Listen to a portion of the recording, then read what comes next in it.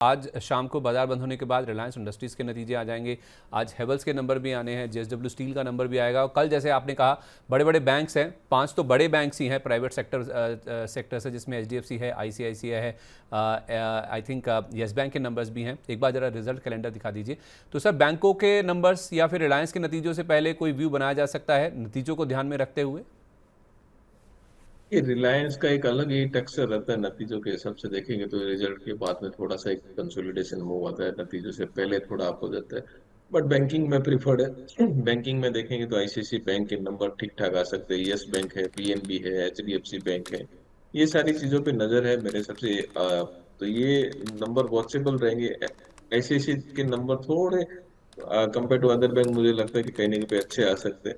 तो ये बैंक्स पे नजर है। बैंक में अगर एंट्री बनाना है तो लंबी अवधि के हिसाब से कभी भी एंट्री बनाओ, आप, कोई दिक्कत वाली बात है नहीं। एक दो नंबर आता है, कुछ हो सकता है कि कोई प्रोविजन किया तो कभी कभार प्रोविजन स्पाइक हो। बाकी नंबर्स के हिसाब से लॉन्ग टर्म में अगर ये लेवल में बैंकिंग में करना है इन्वेस्ट तो कर सकते हैं आराम से। बट यहाँ पे यही है कि एक एलोकेशन का परसेंटेज है वो large cap, mid cap, small cap, ये तीनों में डाइवर्सिफाइड करके करे ज्यादा बेटर है। चलिए सर, नतीजों की बात चली रही है तो एक बार पूरा ही कर देते हैं। कल दो बड़े नंबर्स आए हैं सर आईटी स्पेस से। एक है विप्रो, जिसने डिसअपॉइंट किया है स्पेशली मार्जिन्स के फ्रंट पर। इनके जो मार्जिन आए सर 15 क्वार्टर के निचले स्तर पर पहुंच गए हैं। इनका मार्जिन 16.9% एक्सपेक्टेड था बढ़कर आना, घटकर आना, लेकिन 17.3% के मुकाबले 16% पर मार्जिन इनके आए हैं। इसके साथ साथ आप देखें तो जो कांस्टेंट करेंसी रेवेन्यू डिक्लाइन है वो भी -1.2% का है। बाजार भी -1.4% के आसपास एक्सपेक्ट करके चल रहा था। डॉलर रेवेन्यू भी देखें तो करीब 1.5% के आसपास की गिरावट हमने यहाँ बनती हुई दिखी। करीब करीब 900 एम्प्लॉय इन्होंने जोड़े हैं। चौथा लगातार क्वार्टर है जब इन्होंने अपनी एम्प्लॉयज़ को एडिशन को आगे बढ़ाया है। लेकिन आप टीसीवी यानी कि टोटल कॉन्ट्रैक्ट वैल्यू देखें तो उसमें 2.5% का फॉल है। और जो गाइडेंस आया है सर वो कमज़ोर है। गाइडेंस इन्होंने -1.5 टू 0.5% पॉजिटिव इसके लिए दिया है। तो एक तो मार्जिन और दूसरा गाइडेंस, ये दोनों ऐसी चीज़ें हैं जिससे बाजार डिसअपॉइंट हुआ है। लेकिन ऑन द फ्लिप साइड अगर आप टेक महिंद्रा के नंबर्स देखेंगे तो बहुत शानदार है कि केवल मुनाफे का नंबर है थोड़ा बाजार के अनुमान से थोड़ा नीचे आया है, लेकिन बाकी सारे पैरामीटर्स पर देखें तो नंबर्स बहुत ही बड़े हैं। स्पेशली इनका मैं कांस्टेंट करेंसी रेवेन्यू ग्रोथ देख रहा था सर, बाजार 1% के आसपास का अनुमान लेके चल रहा था, 2.6% का नंबर आया है। मोर और लेस सर अभी तक जितने नंबर्स आए हैं, चाहे टीसीएस की बात करें, चाहे हम एचसीएल टेक की बात करें, विप्रो देख लें, अब टेक महिंद्रा के नंबर्स भी हमारे सामने हैं। तो विप्रो तो सर कई क्वार्टर से हम देख रहे हैं इनकी गाइडेंस, इनके नंबर्स को लेकर चिंता है। बाकी सारे नंबर्स ऑलमोस्ट आईटी पैक से अच्छे ही देखने को मिल रहे हैं।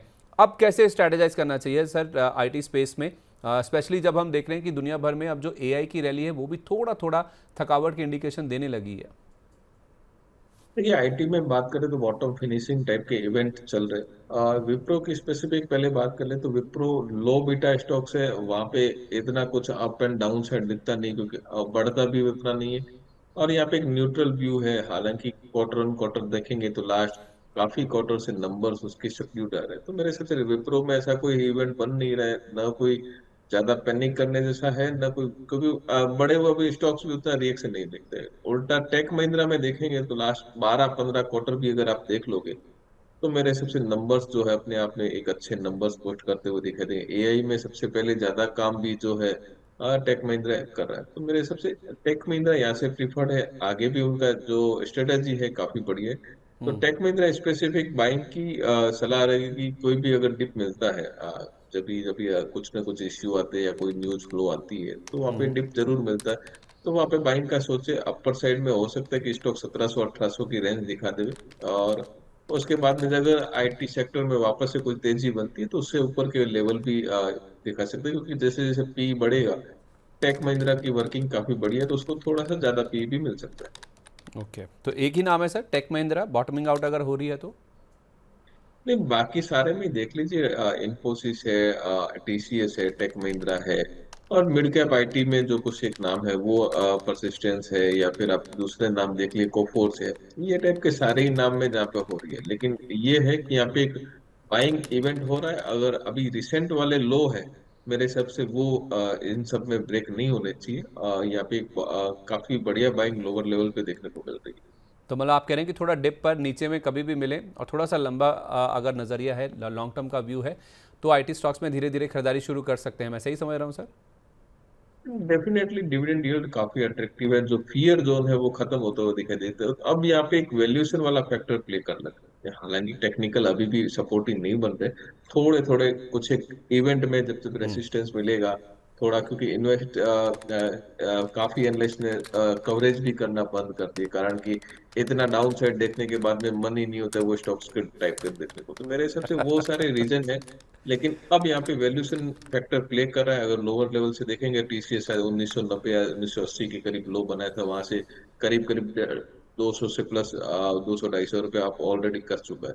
तो अब जो लोअर लेवल बने हैं वो ब्रेक होना मुश्किल है। मेरे को लग रहा है कि ये बॉटम फिनिशिंग इवेंट है अब, और जैसे चिप वाले स्टॉक्स है वहां पे सेलिंग भी चालू हो गई है, जो मोटा मोटी फियर था यही का। तो वो स्टॉक्स के अंदर सेलिंग चालू हुई है। अब रियल जो डेटा है वहां पे वापस आएगा, तो यहाँ पे थोड़ी थोड़ी धीरे धीरे इन सब में चाम बनता हुआ आगे दिखाई दे सकता है। यही है। बट एलोकेशन जो है आपका लिमिटेड होना चाहिए, अभी एग्रेसिव एलोकेशन का टाइम नहीं है। जैसे 100 रुपया है तो आपका 3-4% से ज्यादा एलोकेशन आईटी में नहीं होना चाहिए। ठीक है, ओके, परफेक्ट है। राजेश जी, आपका व्यू, क्या आप भी पॉजिटिव हैं आईटी सेक्टर पर? अगर हाँ तो कोई टॉपिक्स? संदीप भाई, लास्ट टाइम बात की थी, मैंने कहा था कि हाँ, अंधेरी गुफा में एक हल्की सी रोशनी की किरण दिख रही है। तो अपने को सिर्फ स्टेप बाय स्टेप आगे बढ़ना है, एकदम कूद के आगे नहीं जाना है। पर जिस तरह से हम देख रहे हैं कि जिस तरह एआई का जो एक भूत सा थोड़ा थोड़ा कम होने लगा है, उसके नंबर्स भी थोड़े से ऐसा लग रहा है, लोग अब बात करने लगे हैं और कई देशों में तो प्रोटेस्ट होने लगा है एआई को लेकर के। तो धीरे धीरे मुझे लग रहा है जिस तरह से ये चीजें बढ़ेंगी वैसे अपने आईटी को उसका फायदा मिलेगा। अब हाँ, ये कह सकते हैं कि ये पूरा सेक्टर एकदम अपने बॉटम पे है। अब बेस बनेगा धीरे धीरे, उसके बाद फिर आगे चल के रैली स्टार्ट होगी। इसलिए जो अभी हमने बोला 4 से 5% आपके पोर्टफोलियो का, उससे ज्यादा मत लगाएं। और वो भी ग्रेजुअली धीरे धीरे लगाएं, जब जब नीचे गिरे तब तक थोड़ा लगाएं। और व्यू कम से कम 1 साल का रखें तो ठीक ठाक मुनाफा मिल जाना चाहिए। रिस्क रिवॉर्ड यहाँ से बेहतर होते जा रहे हैं। चलिए, ठीक है महेश सर, बहुत शुक्रिया आपका अपना कीमती समय आज हमारे साथ शेयर करने के लिए। जिन भी स्टॉक्स पर बातचीत हुई सर, उनमें कोई डिस्क्लेमर? जो भी स्टॉक्स अपन डिस्कस किए कंपनी के क्लाइंट के पास में हो सकते हैं, रेगुलर डिस्कस करते रहते हैं, और काफी सारी चीजें भी जो है क्लाइंट के साथ में शेयर करते रहते हैं। चलिए, बहुत शुक्रिया आपका sir, and wish you a very good day.